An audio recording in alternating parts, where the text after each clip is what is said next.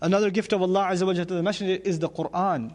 We say the Qur'an is the final miracle to the Messenger sallallahu alaihi wasallam. Was Musa alayhi salam given a miracle? Was Isa alayhi salam given a miracle? Was Salih alayhi salam given? They were given miracles too.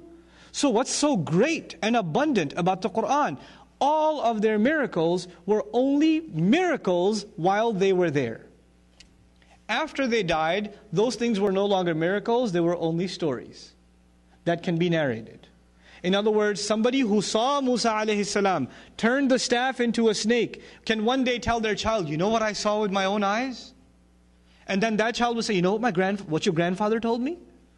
And they can pass it down, but the first one saw a miracle, the rest of them heard what? A story. And a story isn't a miracle, it's a story. You can believe it and you can also what? Disbelieve it. But a miracle is something, it's in your face.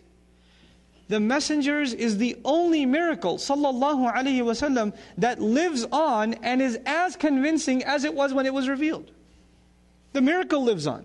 The proof that the Qur'an is the word of Allah, the arguments of the Qur'an, the hujjah of the Qur'an is as valid today as it was then because all the other messengers were given miracles for the eyes to see. But this messenger, predominantly, he was given a miracle for the ears to hear, and we still have ears making hear the same exact message. SubhanAllah. It's something incredible Allah gave His messenger.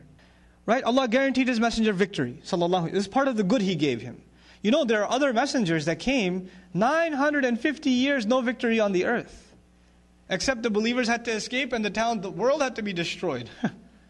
But Allah Azza wa Jal gave this messenger victory. Now I want to talk to you about that victory for a second. What's even miraculous about that victory?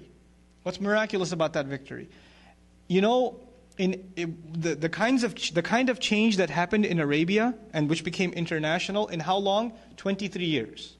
The Prophet's life is 63 years, sallallahu alaihi wasallam. But his life as a messenger is 23 years. So whatever change we're talking about that happened in the Arab world happened in how long? 23 years. 23 years. Has there ever been a change in the world that happened over the course of 23, 33, 43, 53, 63 years?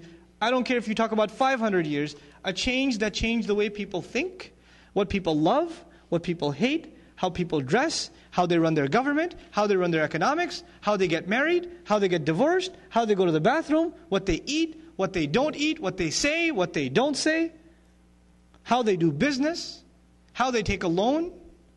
It changed every aspect of their life in how long? 23 years. 23 years. You know, those of you that are in high school, you take global history and you learn about revolutions. You learn about the Bolshevik Revolution in Russia. You learn about the French Revolution in Europe. These revolutions were either political or economic. They didn't change the ethics of the people. They didn't change how people eat and sleep and drink. They didn't change what people love and hate. They didn't change how people dress. Nothing else changed. One big change over the top and that's it. And even those changes were brought about by people who read the works of philosophers, and those philosophers lived decades before. Now, in other words, there's the historical formula. The philosopher of an idea is never on the battlefield. Never. And the philosopher of an idea is not even himself a revolutionary, he's just a philosopher. He's not going out there to try to convince people to make changes. He's just writing. He's just writing. Even the French Revolution, Voltaire and Rousseau, you read about this in global history, right?